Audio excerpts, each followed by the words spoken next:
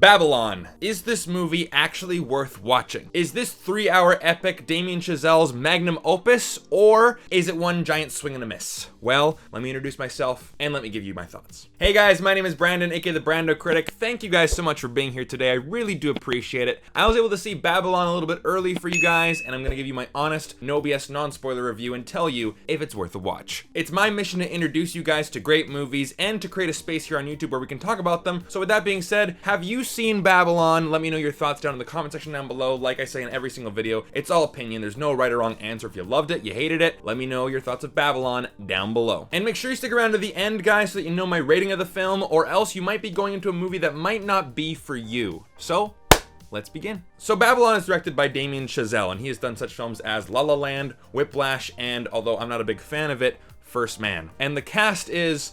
oh boy, there's a lot of people in this movie. Well, we got Brad Pitt, Margot Robbie, Diego Calva, Tobey Maguire, Catherine Waterston, I'm gonna say PJ Bryn, maybe, Rory Scovel, Samara Weaving, Ethan Suplee, is it Jovan Adepo or Jovan Adepo? I don't think he's Swedish, and Olivia Wilde, and that's just a handful. There are so many people in this movie. It's just insane. And the movie's about 3 people's lives during Hollywood's transition period between silent movies to sound movies in the late 1920s. So what are my thoughts on this movie? Well, if I'm gonna describe this movie to people who have never seen it or never heard of it, I would say that this is a perfect blend between Once Upon a Time in Hollywood and Wolf of Wall Street. So looking at Once Upon a Time in Hollywood from 2019, directed by Quentin Tarantino, that movie also stars Margot Robbie and Brad Pitt, but that movie is a big love letter to Hollywood, and it's very similar to this movie, but I have heard people consider this an obituary to Hollywood, and I can understand their point, but this movie is basically just like a giant celebration of movie making and of Hollywood, very similar to that movie. And Wolf of Wall Street, because of the 3-hour running time, the excessive amount of vulgar, over-the-top madness. Because when I got out of this movie,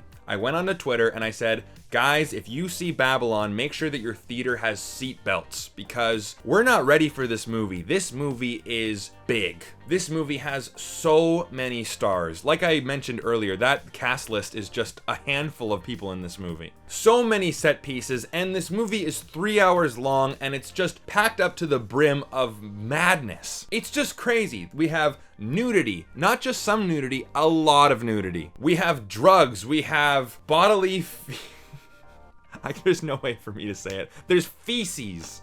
I'll just leave it at that. There's animal fights. There are parties. You think Project X was big. There's a Project X party in this movie every 5 minutes. There's just madness and mayhem on film sets with hundreds, if not thousands of extras. There's a ton of blood. There's a ton of violence. There's car chases. There's conning with thousands and thousands of dollars. It's hilarious. It's sad, overflowing with joyous moments. It's just a huge movie. This movie is just completely loaded, and I was never bored, because I've seen 3-hour movies that just stretch out that runtime, and you can tell that the movie doesn't have anything of value to put in that runtime. And I've always said this when it comes to longer movies. I can watch a movie that's 4 hours, 5 hours, 6 hours long if the story really requires it. If every single scene, every single minute of screen time is actually used effectively, then sure, make the movie as long as you want. This movie is long, but it felt necessary for this movie to be as long as it was. Brad Pitt is phenomenal in this movie. It's one of his greatest movies ever, and it's just so crazy to think about actors like a Brad Pitt or a Tom Cruise, a Tom Hanks,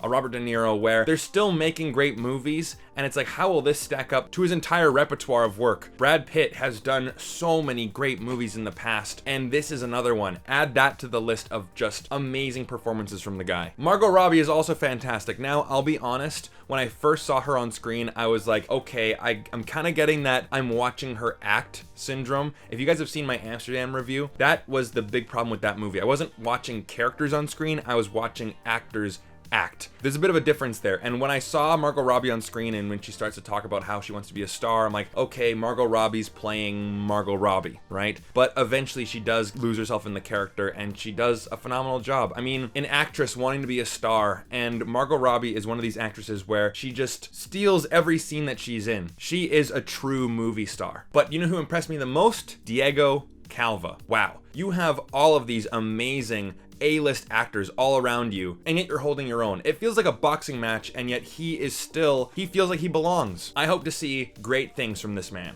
And I dare not spoil what happens with this character, but Tobey Maguire, I think he's the one who steals the movie. It's just insane. I'm not gonna spoil it, I promise. I can't even give you a hint of what it is. And not because I'm a Spider-Man fan. I love the guy, but in this movie, he's just... You gotta see this movie to believe it. The music is fantastic. I'm still humming the songs days later. The cinematography, this movie looks gorgeous. The editing, my one problem with this movie is that there are some shots where I'm like, ooh, that really does feel like obvious and not subtle editing. I can see the editor in the editing booth going, I'm gonna make this cut because it's really jarring, and I'm like, ooh, ouch. But maybe it's because I edit movies myself. Who knows? But then there are other scenes, especially when they're trying to film a sound movie for the first time. The editing is just like top notch, like best of the best. The direction, the acting, everything on the film school report card gets an A+ in this movie, really. Even with those little tiny editing mistakes, that's like really, really nitpicky for me. But I mean, you have the two sides of my brain, right? The film school brain and then the film lover side of my brain. And sometimes they're actually at odds with one another. But in this movie, they are in perfect sync. Now, I want to talk about the themes and the message of this movie because, you know, I noticed this. We have The Fabelmans, we have Empire of Light, and now we have Babylon. And these three movies are coming out around the same time, and they're all about the magic of movies. And I'm assuming that all of these movies got their ideas during the pandemic when the movie theater business was in question. Will movie theaters be a thing of the past? Will streaming be the new way we watch movies? And I feel like a lot of people, including you guys watching this right now, going to the movie theater can be like a religious experience. It can be an out-of-body experience when you're watching a movie that is just mesmerizing and captures your imagination. You're not sitting in a room full of 100 people just staring at a screen. No, you are being immersed and being transported to a brand new world. And there's a great monologue from Brad Pitt in this movie about how movies mean something to people, and how going to the movie theater back in the day, like with the Nickelodeon screens, was accessible to everyone. It wasn't just for the ultra rich like Broadway or the opera. Now, I'm not gonna pretend like I know a lot about history in terms of like Shakespeare plays, but I believe that those were accessible to a lot of people as well. Even commoners could afford to go see a Shakespeare play, but I don't think anyone could actually afford to go see Mozart back in the day. That was for like the ultra rich. But with movies, it was accessible to everyone. That's why every single culture loves movies. It's a universal language. It might not be the same movies. Certain movies might speak more to other cultures, but the act of seeing a movie, it touches people. And the movie also tackles the idea of fame and how movies are this phenomenon. Hollywood is this phenomenon that's bigger than just one person. It's this other entity that just people come and go. It's not this, it belongs to one person category. For example, Margot Robbie's character in this movie, she goes to Hollywood, she wants to be a star, she gets noticed at a party, and then she gets this really great role. She's really, really great, and then she is on all the tabloids and she's on all the movie posters, but eventually when the silent movies go to sound, she is not very talented in the sound department, so her star power starts to fade. And same with Brad Pitt's character, although he was already the big established actor. And it shows how these people cope with the changing of the times, them getting older, their popularity is starting to fade with the public. But it was the beginning of Hollywood, this phenomenon of the movie star, and how their starlight would eventually fade and someone new would come up the ranks, and a lot of people didn't really know how to handle it. It would be like, oh, they're the movie stars, and then they're the movie stars forever. But because they're in these amazing films, they are immortalized forever. I think of the example of Robbie Coltrane, who played Hagrid. I mean, he recently passed away, but even though I don't know the guy personally, and I never will, I will always know his work as Hagrid in Harry Potter because those movies touched me on an emotional level. Gotta get my head out of the gutter, seriously. But actors' legacies are immortalized even long after the actor is gone. Another actor that captured the imagination of many people in my generation growing up, Robin Williams, right? You had the Genie, you had Mrs. Doubtfire, Jumanji. I haven't seen RV, but I know a lot of people like that. Actors are immortalized in their movies by capturing the imagination of the audience, and it speaks to such a grand population. It really is a big phenomenon. And the movie is titled Babylon. Now, I'm not the biggest history buff in terms of that era, but I believe Babylon was that ancient city near Baghdad, right? But it was a magical moment in time, just like the transition between silent movies to sound. There were no regulations. It was like the Wild West, the new frontier of this new art form where we could touch so many people, so many imaginations fulfilled. And I don't necessarily know that we've actually had a big medium change like that since. Maybe the internet, I guess. A love letter or an obituary to a bygone era. Kind kind of like The Rocketeer. Shameless plug for one of my favorite movies ever, The Rocketeer. Go watch The Rocketeer. And the ending of this movie, I'm not going to spoil it, but it's a trip. It's a moment that will make you think about cinema differently. It's amazing. Now, I was on the fence of what to rate this film, but the more time goes on and the more I think about it, there's no other option. I gotta give Babylon a 5 out of 5. I'm so happy to give out this rating. I love